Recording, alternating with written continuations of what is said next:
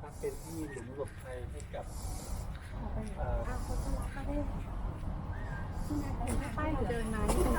Any kind of bunker like this, first of all, you will encounter similar doors because the first layer of protection is, of course, to protect us from the shockwave. But if you came here during the 60s, for example, you had to open it yourself Okay, by chain. manually. Yes, and only in the 80s they put a mechanism here, so it's easy kind of business. Okay. It's okay.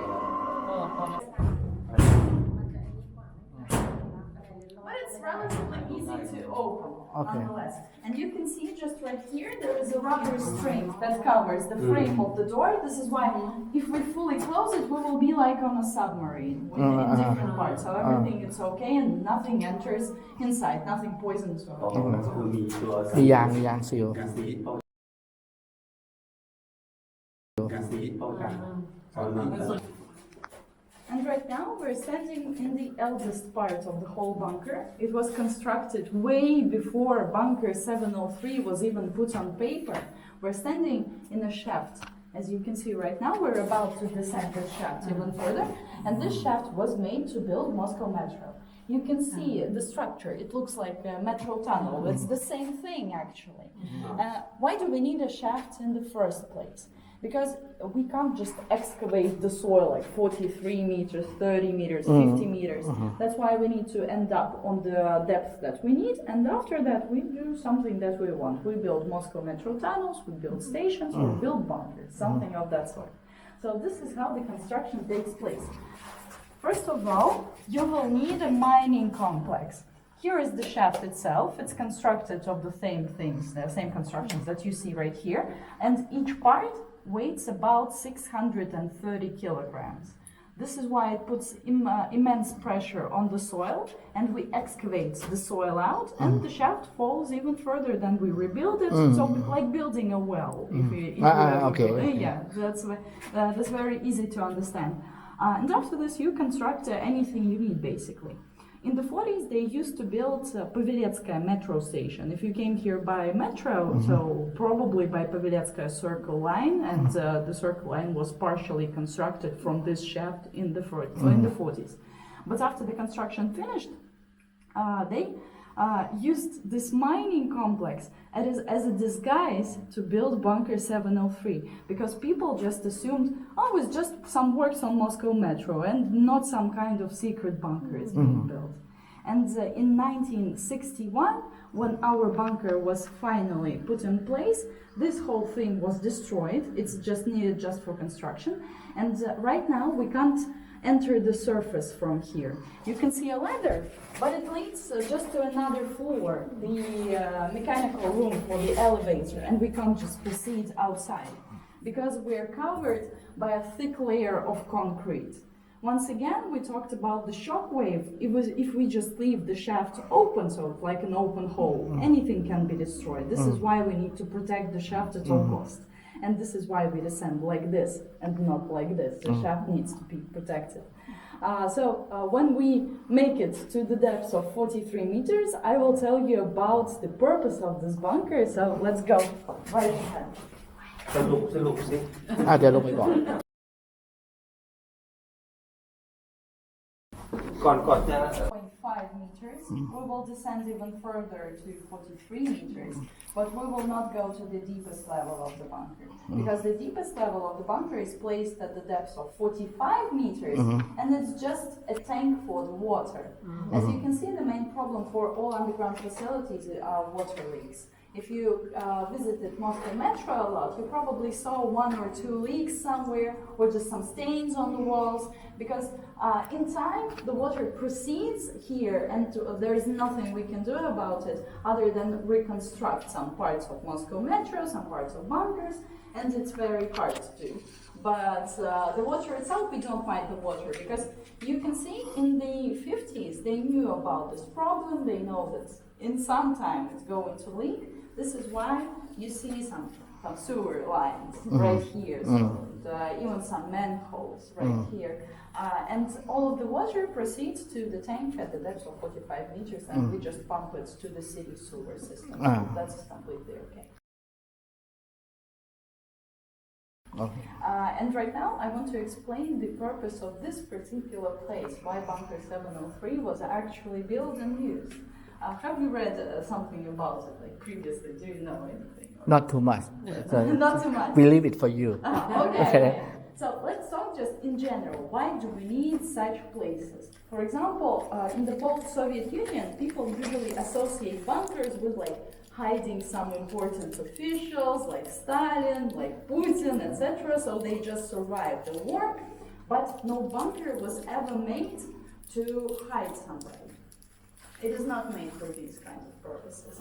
All of the bunkers, the declassified ones at least, they served as command posts for different ministries of the Soviet Union, because we need for the state to work under difficult conditions, and we can't make them work outside because of the artillery bombardment, nuclear threats.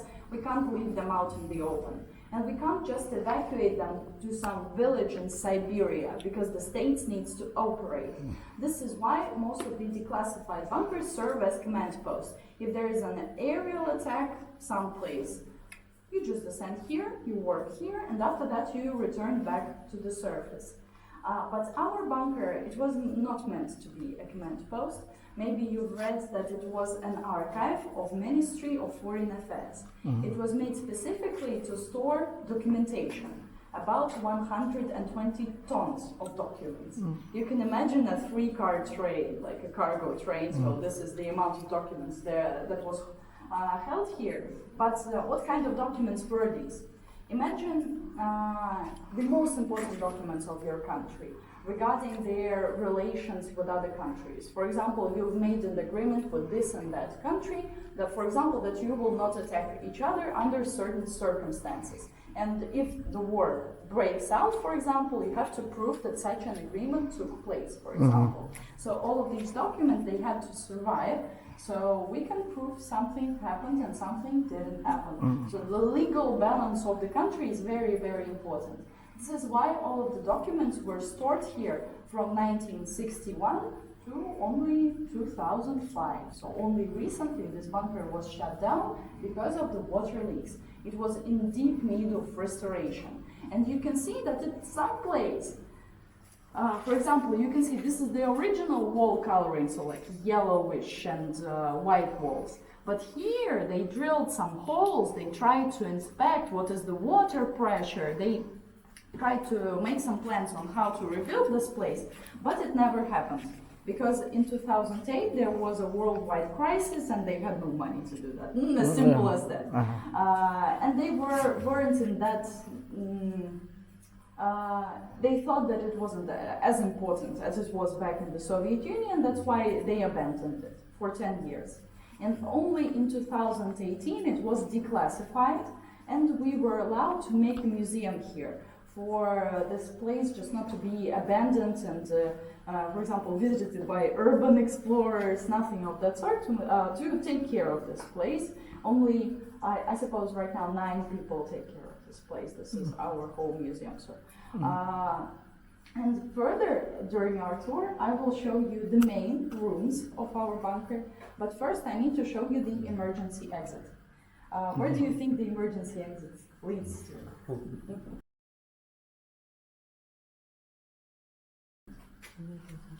ทางออกฉุกเฉินคิดว่าอยู่ตรงไหน No, this is an elevator.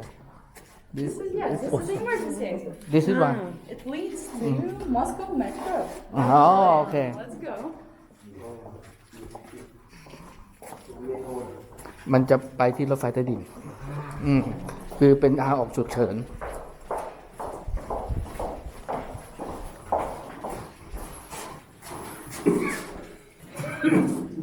Okay, so this is the same door we saw previously, but this one leads directly to the Moscow Metro. And for the whole time we've been underground, we didn't hear any trains passing by. Because this is not a passenger line that goes there, this is not a passenger's platform, this is a technical line. For example, the passengers of Moscow Metro, they usually see 1/3 of what Moscow Metro actually has. The ways, the tracks, etc., etc. And you can look right here at the map where we are right now. So this is the circle line, this is the green line, and we're kind of in the middle. So if we go to the left, we will end up on the circle line. If we go to the right, we will end up on the green line. But if you wander through that technical line a bit, you will see that we can go to I forgot the word, orange line and gray line, just right here. But the trains usually pass here after 10 p.m. because this is when they start to move from one line to another. This is why it's very rare that we hear trains in the morning. And I can also show you a picture in color, what it looks like. We're standing right here. You can see, you can hear something.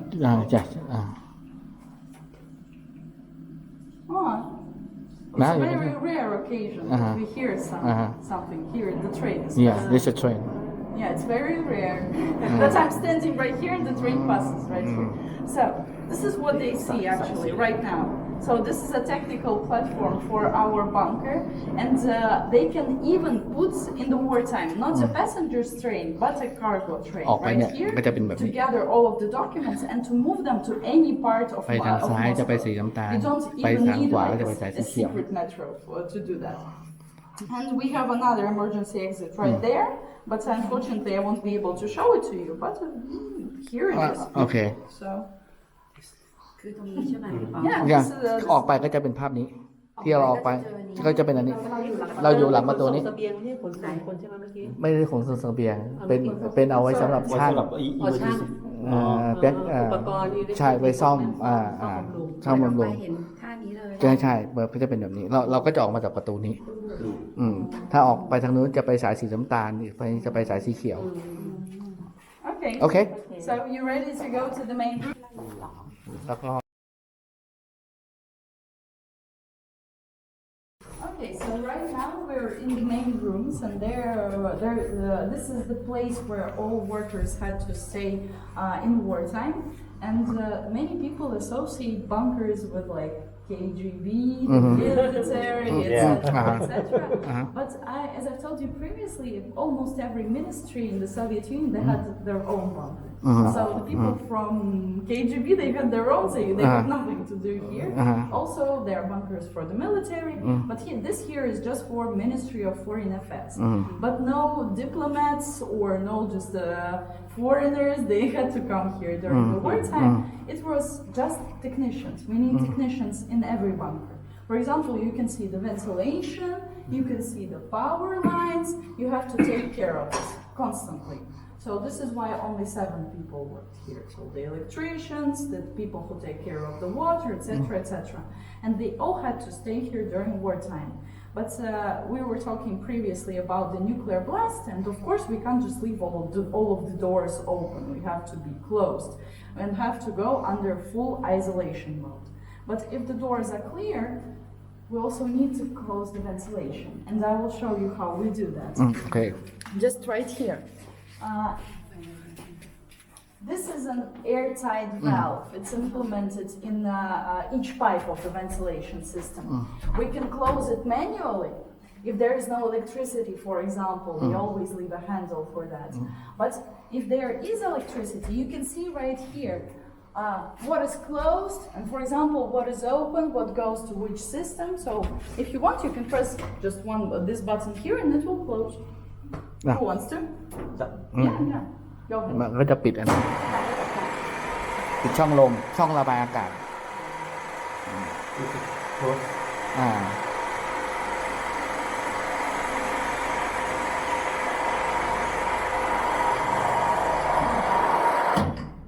Okay. But we didn't close the main ventilation. Of course, there will be still air coming here. But if we close all of these pipes, of course, we will have a problem. For some time, we will breathe the air that is here, and then we will need to take oxygen from the oxygen tanks. And this is the next room over. You can see right there.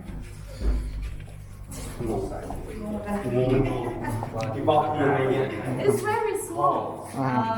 You can see these are the oxygen tanks. There were plenty of oxygen tanks, but also near the ceiling we have water storage for the people who work here, so 7 people. Also, there were food rations, and these are bunk beds for people to sleep on. So basically, this is everything you need. You need to breathe, you need to drink, you need to eat, and you need to sleep. So some people For all imagine. 7 people in here? Yes, so they exchange Only one room beds. or they exchange? Or they put like a unfolding bed just Okay. right here. But a small but one. 7 people, only this room? Yes. Okay. But of course they were to go around the whole facility because they were needed. So they take turn to rest and Yes, okay, yes, of okay. course. So that this room is enough for them. This is enough. Of Okay. course, we will need also restrooms, but restrooms are destroyed right now, so this is why we don't visit them. Okay. Still, the room is very small, and many people think, this won't last us for long. It's less than 1 year of life support. Of course, we just can't put enormous rations or water or oxygen. This is meant to last only for 2 weeks. And after 2 weeks, you need to either evacuate using the metro or go back upstairs if everything is okay. And once again, because of many nuclear disasters, not many, but especially Chernobyl, one you probably heard about Chernobyl. Many people associate nuclear war with something that happened in a power plant, nuclear power plant. And they say, oh, it's contaminated, you can't go in there. So they, how should I say, they project that opinion onto the nuclear war. But nuclear weapons, they are, I should say, clean, because in 2 days, the radiation after the nuclear blast goes down to 1%, only to 1%. This is why the civilian shelters for us, they are meant to last us 2 days. It will be completely okay. But if you're part of the governmental system, you need to work still. This is why we have 2 weeks right here, and after that you evacuate where it is safe. You need to work under difficult conditions. And right now I want to show you the main room, the most important room in every bunker. You can see all of the ventilation. It goes to the 2nd floor right there, so the corridor is kind of divided. And we will go to that 2nd floor, and I will show you how the ventilation system actually works here. So let's go.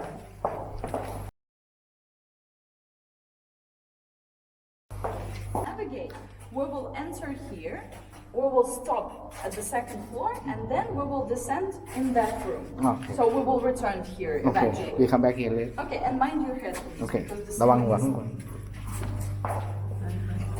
ก็จะเดินขึ้นไปชั้น 2 หัวไม่ต้องหลังนี่ไง โอ้ยเข่า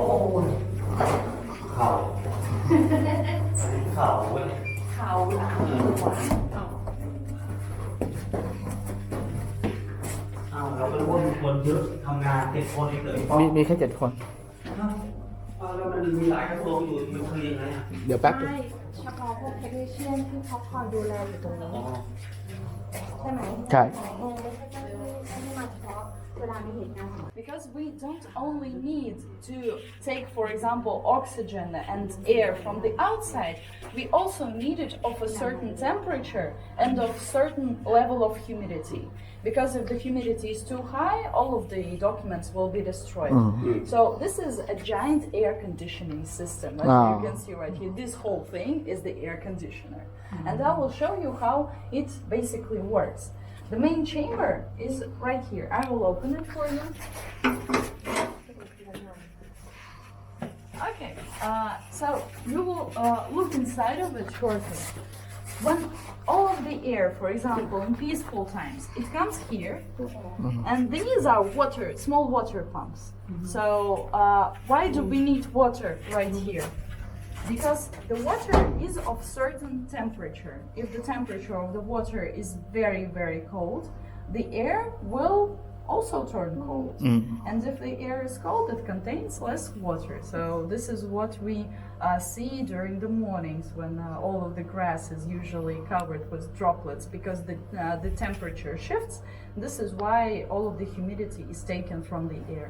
But for example, if we have the water here very warm, the air will be humid too. This is a direct consequence. And I will turn this whole thing on. You will see how it functions. You can take some pictures, take videos. It will function for about 2 minutes. Then I will turn it off. But don't worry, there will be a loud sound because this is a giant air conditioner, of course. And I will warn you when I turn it on, so you just don't be afraid, okay? เขาจะเปิดเครื่องให้ดูแต่เครื่องมันจะดังมากนะ แต่ก็จะเปิดแค่2 นาที Okay. โอเค มีน้ำแบบ จะเป็นน้ำกับ พุ่งออกมา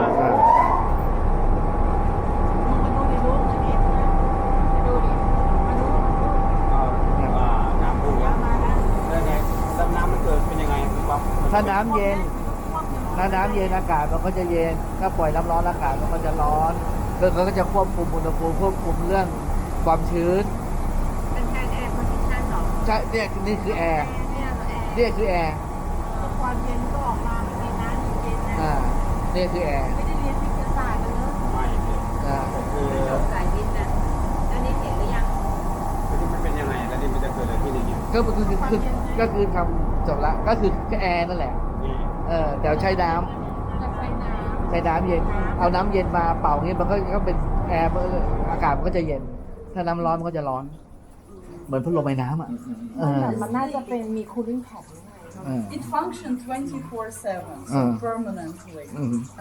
So this is the main thing that we need here. โซเวียตมันสร้างเหมือนอุปกรณ์ที่คอยสู้รบมาแบบนานมาก นี่เป็นเหมือนระบบปรับอากาศ ใช่ เราปรับเป็นร้อนก็ได้เป็นเย็น เครื่องปรับอากาศเครื่องออกอากาศ นี่เสียงเหมือนเครื่องบดยา เครื่องบดยาเราดังน้อยกว่านี้หน่อย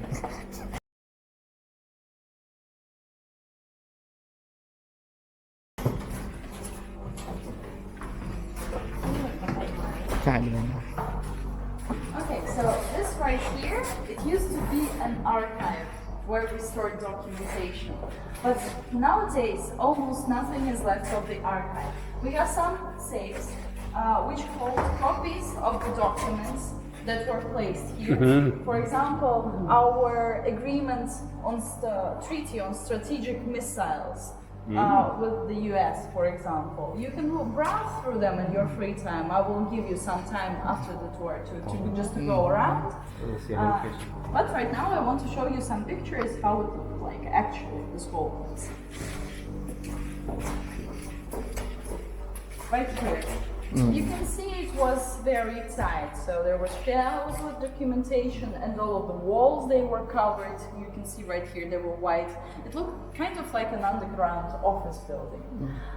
And because practically nothing is left of the archive, we have some machinery, some exhibits that usually we have in such places. But regarding the archive, we have one functioning piece right here. This is a shredder to destroy classified documentation. Because in no archive like this, we can't just throw something out, we can't shred it ourselves, and we can't burn it underground, especially where there is no way for the smoke to go. This is why we need special kinds of shredders. This one is from 1986. It is still functioning. We can turn it on. We can put something inside. And I will show you how it looks like eventually. ละเอียดมาก เห็นไหมล่ะตั้งแต่ so ปี fine So this is why it was used for classified information. You can't put it back piece by piece. no way After that. And according to the rules, you have to burn it, but upstairs after that, this whole thing. And if you want, in your free time, I will give you some. You can throw something here yourself if you want to destroy something. And we still need to cover one important topic, and this is the topic of communication. Because you may have noticed there is no internet here, no cellular connection here, and we need to communicate with others to see what has actually happened on the surface. And if we are talking about the 60s, 70s, 80s, the means of communication is wired communication.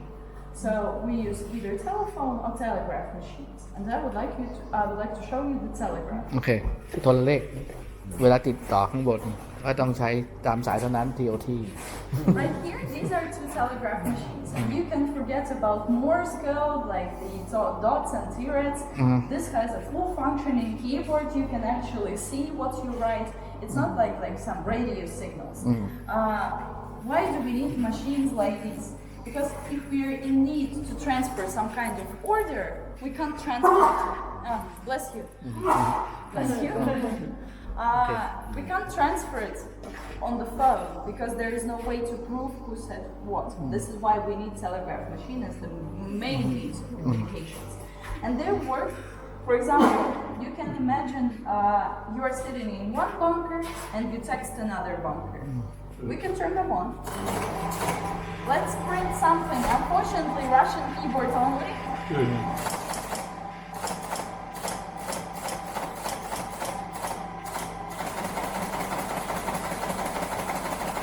You can see that they work simultaneously. Everything I type here, it ends up here. The same. The same, yes. And the glass is made specifically. Oh, so you see, this is like checking the network. Yes, you can also ฉีกออกมาเลย hear it, yes.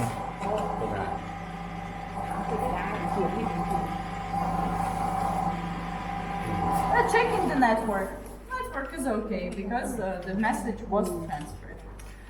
Okay, and if you want to, we can write something during your free time just for you to keep it or as a souvenir, something of that sort. And right now I want to show you the phone communication, but not like your ordinary phones. This is the ones that we use in the army.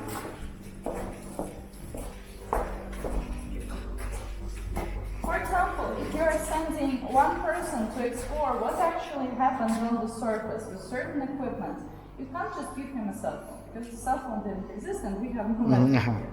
This is why we need the fastest way to communicate. The easiest way to communicate is to use field phones because they're actually used in the field when we talk about the military. We connect them one phone to another phone by wires. But if there are many phones, we connect them to the switchboard. And we're in need of an operator. He sits right here. For example, we need to connect line number 10, because this is the 10th wire, to line number 4. Okay. Very easy and very, very simple. For example, we have phone number 2 and phone number 8 right here. So this is why port number 2 is connected to line 8 right here.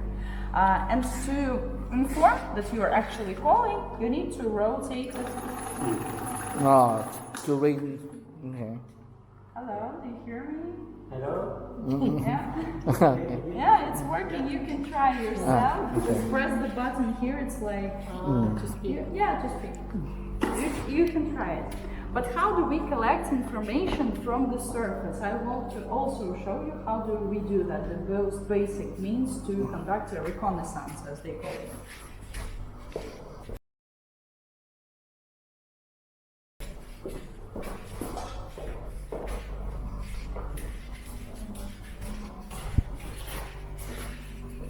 For example, I showed you this chart previously. It's in Russian, but don't mind.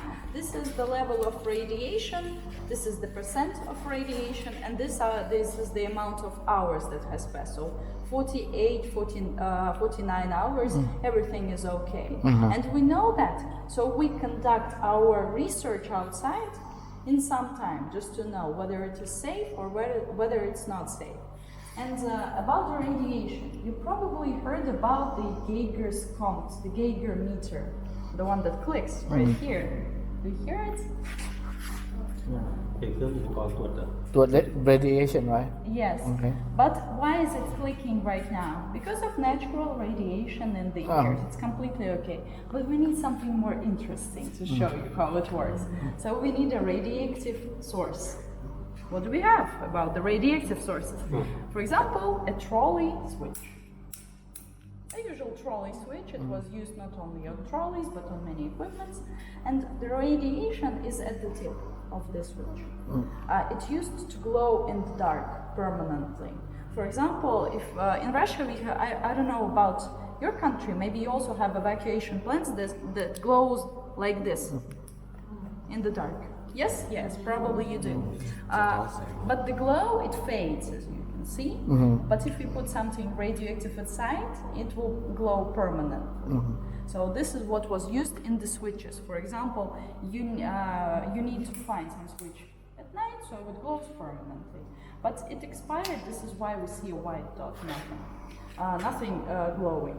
And the radium salts are under a thick layer of glass. It's completely safe to touch because, of course not, we wouldn't want to touch something radioactive like this.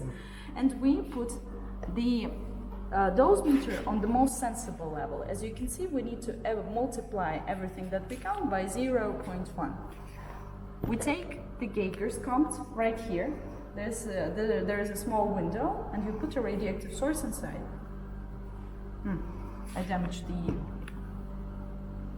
No? It stopped being radioactive. It shows right here. There's something with the headphones. Yeah. Here you go. These are the usual clicks. You see, it's about 5, but you need to multiply it by 0.1, so it's okay. If you want to measure something of your own, you can, if you have something radioactive inside your pocket. Also, we have uranium glass. Why do we need uranium glass? It's practically not radioactive, I should say.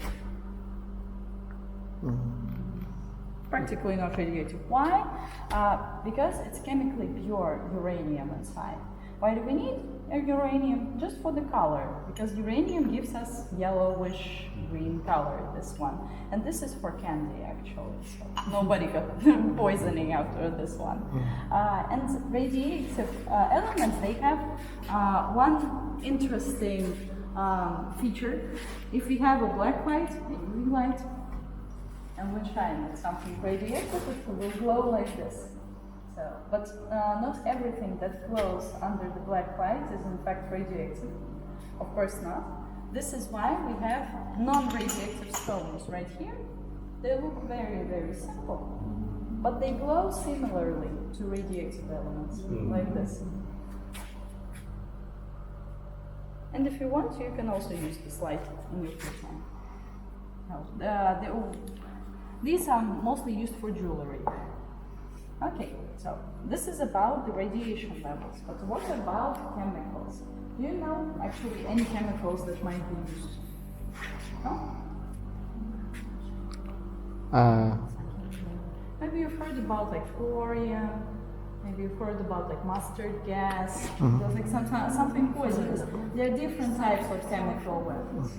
This is why we need different types of cartridges for each type of chemical weapon. For example, the name of a chemical weapon is written right here, and the chemists, they need to take one from each, and then they pump air through it, and it changes color. The powder changes color if we have such a chemical weapon.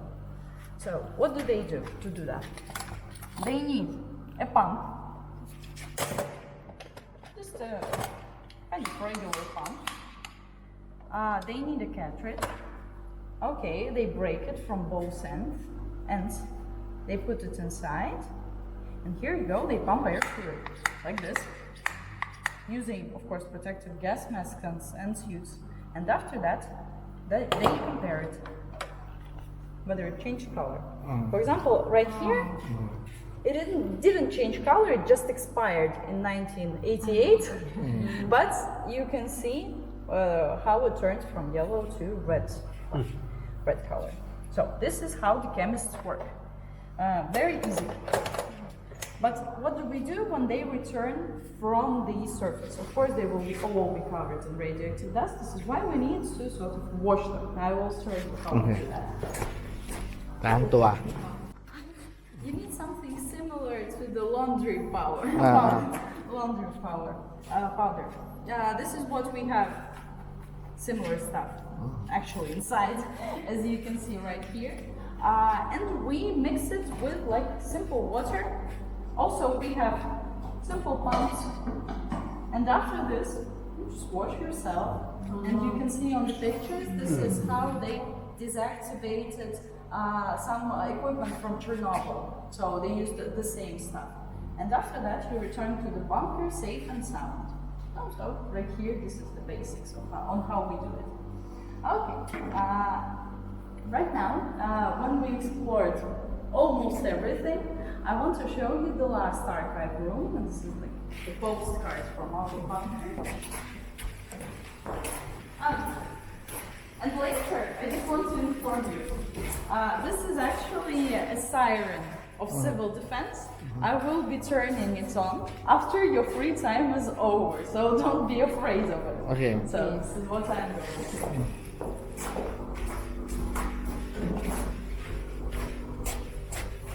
So see, we ended up on the same room, and we go further.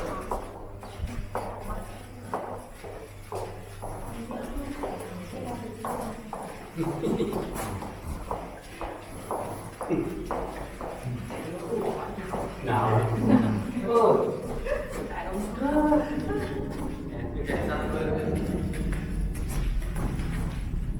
So this is our place. We've visited almost every Okay. room, yes. We began right here, we descended here, we passed through the doors, then we went to the emergency exit, the oxygen room, and the air conditioner. We went here, and right here we're standing in another archive right now. But we didn't restore the flooring, we didn't restore nothing here. This is what was left after the restoration works. And to make you beautiful pictures, I will put a smoke right here, like in the theaters, for it to be a beautiful fog here, so you can all take pictures.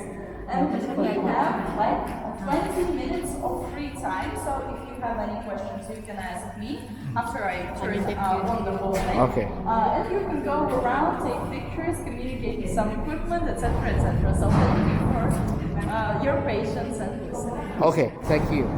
You will turn the siren on when the time yes, is up. when Okay. I finish, I will, Okay. when our tour is finished, I will turn the siren on. Okay. And I will inform you, of course, if you're standing close to it, if I turn it on. Okay. Okay, so let me turn on the fog, and after that I will come back. Okay.